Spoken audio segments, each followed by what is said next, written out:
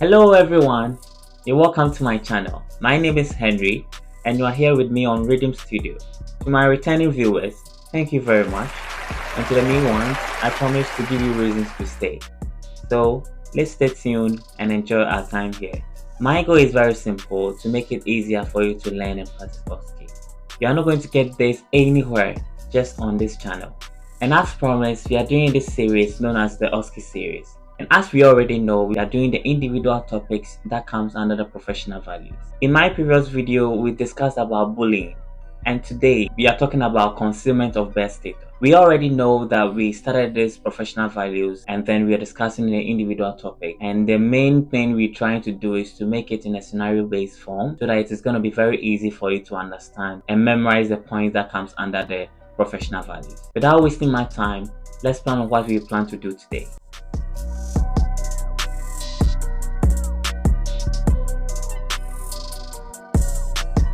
But before we start the whole thing, there are various things I want you to understand so that you'll be able to appreciate whatever I discuss through the points that comes under the concealment of bed status. First of all, you get to know someone known as the hospital site manager. Other people call them duty nurse manager. They're all the same individuals and they do the same function. They are in charge of the day-to-day activities in the hospitals when it comes to the bed status, the rota, the nurses' ratio to patients, and a lot of things that comes under the hospital.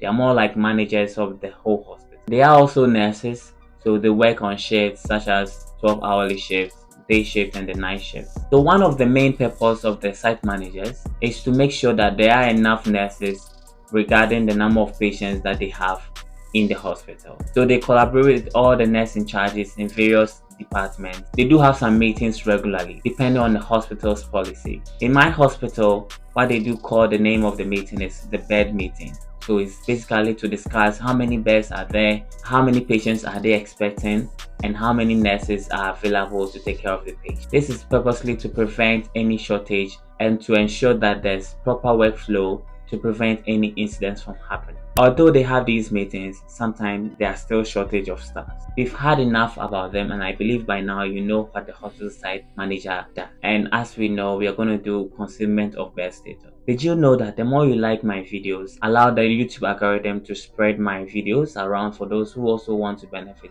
And equally, you can share these videos to your friends and any person you believe is training for the OSCE and will benefit from this video. All I want you to do is to like this video, share and subscribe to my channel so that everyone will also be a beneficiary. Thank you for being here. Let's drive to today's video. So we know our strategy, which is to make this video in a very scenario form so that we will be able to understand, memorize and remember everything during the time of our OSCE exam.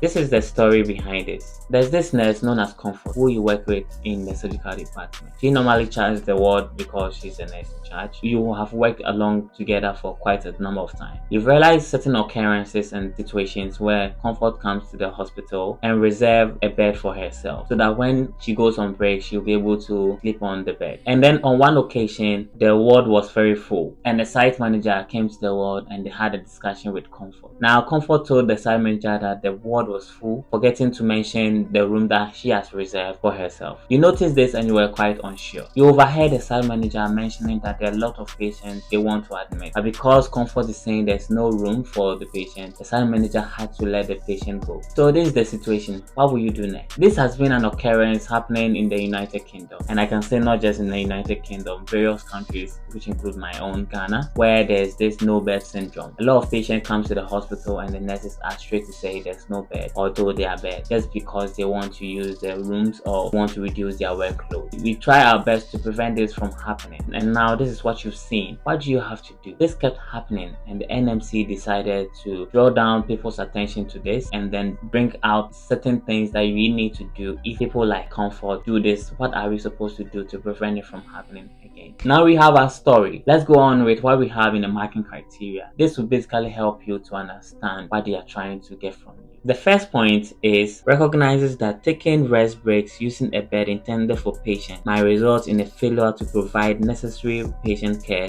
and could place patient safety at risk. We all know that the reason why Comfort reserved that bed was basically for herself to rest, and this purpose doesn't guarantee a reason to reserve a bed for yourself. So come to the hospital purposely for a good reason, which is not feeling well. What happens to the patient next? Certainly the patient is not going to feel better, and then if the situation is very urgent, the patient might be at risk or something bad will happen to the patient. This is why the NMC says it could place patient safety at risk. The next point says considers that the action taken to mislead the hospital site manager was dishonest and does not promote the fundamental tenets of truth and honesty. We all know as nurses we work with honesty. We have to be truthful in everything that we do, and then lying to the hospital site manager morally is wrong. So what Comfort did is misleading and it's not a good one. Looking at the third point, request that the nurse in charge correctly inform the hospital site manager that the bed is empty. If this request is met with refusal, states that they would inform the site manager. So now you are in this position that you've seen Comfort lying to the hospital site manager. So you have to tell Comfort, who is the nurse in charge, to go and tell the site manager that the bed is empty, and that if Comfort does not do that, you are going to escalate this situation to the higher authorities. All that they want from you is to try to let Comfort do the right thing. Acknowledges their professional duty to report to management any dishonest behavior by a colleague that could result in the care of patients being compromised, and which could result in a notification to the Nursing and Midwifery Council. Failure to report concerns may bring their own fitness to practice into question and place their own registration at risk, reflecting the duty of conduct. This point states that it's your duty to report any situation which could compromise patient safety to the senior management, and anything that could notify the Nursing and Midwifery Council, you have to also report those things, because the point is that you were there, and if anything bad happens, you'll be accountable to the situation. So you have to report the situation to the nursing manager so that they can work on that and prevent it from happening again. The next point states that raises the concern with the manager at the earliest opportunity, verbally and in writing, recognizing the need to be clear, honest, and objective about their reasons for concern. So you realize that the first one was basically the senior management, and then the NMC. They're more like speaking to the highest authorities, and this point is basically talking about the manager ahead. So it could be your line manager or your manager at the department. So you have to report this incident to the manager at the earliest opportunity. You don't have to waste time. It could be done both verbally and in writing. The next point is that recognizes that they may be asked by the manager to record a witness statement documenting what was seen and which steps were taken to deal with the matter, including to whom the incident was reported.